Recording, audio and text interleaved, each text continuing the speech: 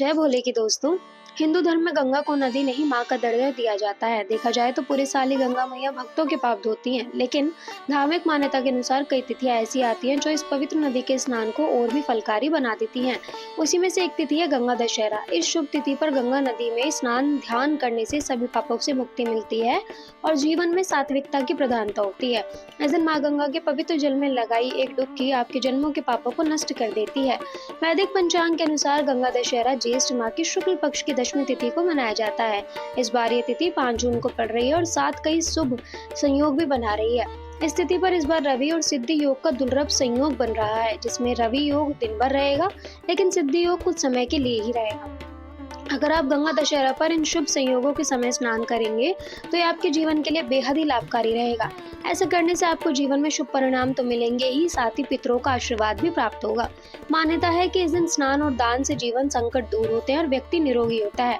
तो चलिए जानते हैं गंगा दशहरा की तिथि, शुभ मुहूर्त और शुभ योग के बारे में। 4 जून को देर रात 11:54 से ज्येष्ठ माह की शुक्ल पक्ष की दशमी तिथि की शुरुआत होगी। 5 जून को रात्रि लगभग 2 बजे ये तिथि समाप्त हो जाएगी। लिहाजा 5 जून को उदय तिथि के अनुसार गंगा दशहरा मनाया जाएगा। इस दिन स्नान करने का शुभ मुहूर्त 5 जून को सुबह 4:02 से 4:42 तक रहेगा। वहीं ब्रह्म मुहूर्त सुबह 4:02 से 4:42 तक होगा।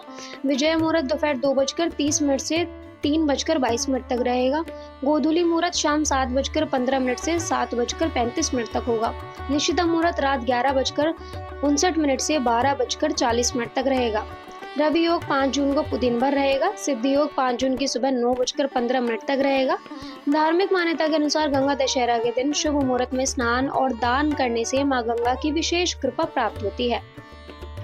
इस दौरान आप स्नान करते समय माँ गंगा के ये मंत्र भी उच्चारण कर सकते हैं, जैसे गंगे च यमुना चैव गोदावरी सरस्वती नर्मदे सिंधु कावेरी जल असीमन सन्नाधिम कुरु गंगा गौती यो ब्रुयाद योजनानम शत्रपि मुच्यते सर्व पापेभ्यो विष्णुलोकम स गच्छाति।